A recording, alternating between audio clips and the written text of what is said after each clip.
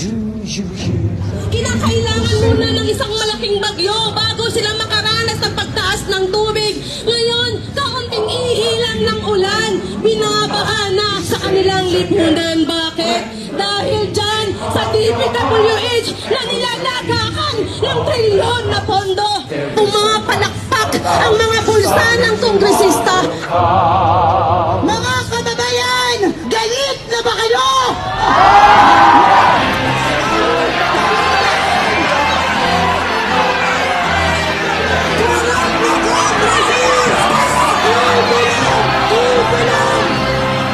Tayo rin we don't speak up The Filipino people just simply opt to be silent. May pag-asa po ba tayo? Meron pa naman.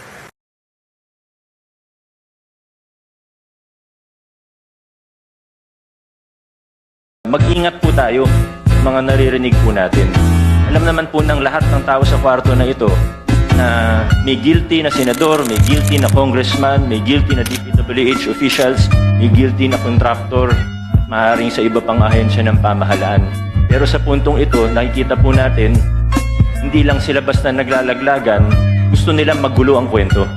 Gusto nila lituhin tayo. Gusto nila na hindi na natin malalaman kung ano totoo para eventually mawawala na lang na parang bula. Magkakalituhan na tayo, hindi na natin malalaman kung anong totoo sa hindi. We just apply simple logic. It's already clear that they are lying. Ito alam ko medyo iba kasi yung logic na ginagamit nila sa universe po nila. Pero pag tinignan po natin logically, 2 to 3% of even 100 billion, 2 to 3 billion pesos lang po ito. Sila naman po yung nagmalaki at nag-flaunt. Hello world and mga ka-travel buddy. Welcome to our podcast. By the way, my name is Galvan Clarice and we are grateful from UNIDA Christian Colleges.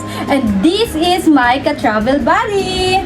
Hello world! Kamusta? Ako nga pala si Jaylene Kate Ferrer at nandito nga pala ako para pag-usapan yung mga uy, mamaya pa pala yun! Kapodcast, my name is Clary Costa at nandito ako para ipamulat sa inyo kung ligtas pa ba na mag-travel sa Pilipinas or mamaya yan. Ahem! Hi everyone! My name is President Present and welcome to our podcast. Samahan niyo kami hanggang dulo at mag-enjoy sa Chismisan! Chismisan! Uy, mali! Mag-enjoy pala sa usaping nakakapantig ng tenga pala. By the way, my name is Oliva Maybelline. I'm Dakuma Maria Jenito, ang last girly ka-travel buddy nyo. My name is Francis Carl Magirang. Mukhang walang alam pero updated to sa nangyayari sa mundo. Ako nga pala si Alden. Charot. Sep Gabriel, good student. Ako yung tatay nila sa Ate Jam.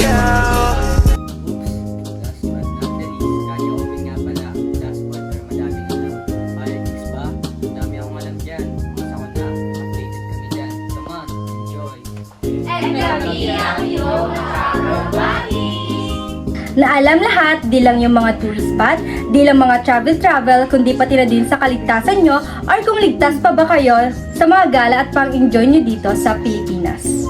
World and hello mga ka-travel buddy! Welcome to our episode today. Ang topic natin ngayong araw ay patungkol sa flood alert. Is your Philippine trip really safe?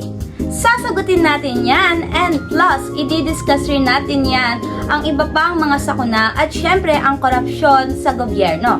Kaya what are we waiting for? Let's dive in! Oo nga mga besh, maraming turista ang nagtatanong kung safe pa ba mag-travel dito sa Pinas, lalo na may baha, bagyo, tsaka may issue pa sa korupsyon. Pero let's break it down na lang na walang bias, pero may paksika pa rin tayo. First of all, bakit nga ba pinabaha ang ibang lugar dito sa Pilipinas? Aside sa location natin sa Pacific Typhoon Belt, may iba pang factors nito like deforestation, pagbabara ng mga drainage. Ayan, be. For example, sa Metro Manila, yung mga illegal settlers sa estero, tapos yung basura na tinatapon sa kanal, ang ending, pag umulan ng mga ilang oras, manood na tayo. Nakaka-apekto rin ito sa mga tourist, lalo sa mga pupunta sa mga historical sites like for example, Intramuros or mga beach resort na inaabot ng baha.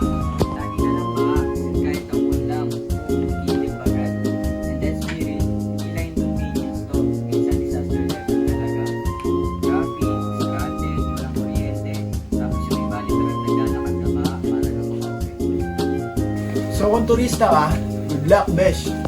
Pero teka, hindi lang baha ha? May bagyo, lindol, landslide, at minsan pa volcano. Like, Philippines giving survival mode unlock vibes all year around. Adventure kung adventure, pero kung safety ang pag-uusapan, 50-50 yan. At ito yung mas masakit ha, hindi lang kalikasan ang kalaban natin. Let's be honest, minsan system din. May budget daw for flood control. Pero bakit parang tubig na lang ang nananalo every year? Corruption, delayed projects, beradong drainage, para wala talagang progress minsan. Kaya kahit gusto mong maging proud traveler, nakaka-frustrate din makita ang ganito pa rin tayo. What is SDG 16? Ang SDG 16 ay layunin nitong itaguyod ang katahimikan, hustisya at matibay na pamahalaan. Ano nga bang koneksyon ng SDG 16 sa title na Flood Alert? Is your Philippines trip really safe? Pilipinas ay isa sa mga bansang madalas tumaan ng sakuna, mula sa malalakas na bagyo hanggang sa pagbaha.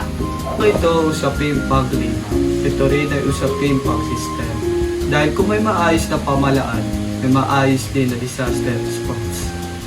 Kaya konektado ang SDG 16 sa ating topic dahil ang ating katiwalaan ay maaaring maging dahilan kung bakit hindi ligtas ang ating paglalakbay. Bilang ka-travel buddy nyo, may paalala din kami sa inyong kaligtasan. And here are the 4 tips for your safety travel. First, check the weather. Bago umalis, siguraduhin alam mo ang forecast ng pupuntahan mo. Second, magdala ng emergency kit. Magdala ng power bank, flashlight at extra food. Third, isave ang emergency hazards. Dapat alam mo kung sino ang tatawagan kung sino sakaling may emergency. As ay sumunod sa mga alituntunin ng lokal na pamalaan, maging responsible, sundin ang safety protocols sa lugar. Pero don't lose hope ha. Kasi may mga LGU at courts na gumagawa ng rescue teams, early warnings, and community trips. May mga tao pa rin gumagawa ng tama, and kung tayo mismo aware at ready, malaking tulong na yun. Kasi preparedness is hindi lang disaster, hindi lang sa disaster, kundi sa trip mo sa buhay. Wow! Life quote yan! Kung tatanungin mo, safe pa ba mag-travel sa Pilipinas? For me, depende. Safe ka kung handa ka. Pero kung umaasa ka lang sa system na basa, baka ikaw pa yung malunod sa stress. So, stay alert, stay ready. Kung may platform ka, speak up para alam mo next time hindi na flood control, kundi change alert na. Pero sa kabila ng lahat, the Philippines remains a beautiful country, friendly people, and stunning island and rich culture. Safe pa rin mag-travel dito sa Pinas. Basta marunong ka magplano, maging alerto, at iwasan yung mga lugar na may mga warning. Ang kaligtasan ay di lang nakasalalay sa gobyerno, kundi sa ating disiplina at handaan din.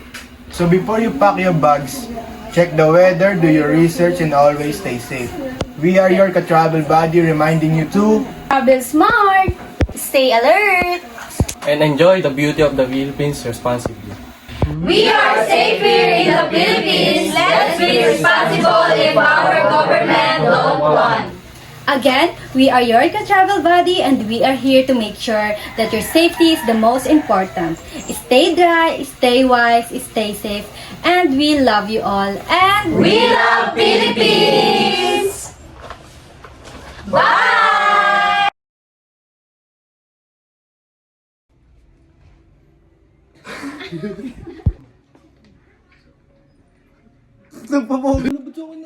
Uy!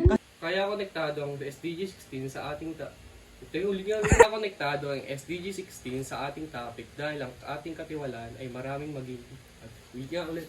So, stay alert, stay ready. At kung may platforms ka, speak up. Para next time, hindi na flood alert, kundi change alert na. Haha. Oo, mga besh, marami nagtatanong ng mga turista kung safe ka ba mag-travel. Oo, mga besh. second, magdala ng emergency kit. Magdala ng power bank, flashlight at extra food. Ako yung tatay nila sa Tejam Emmanuel.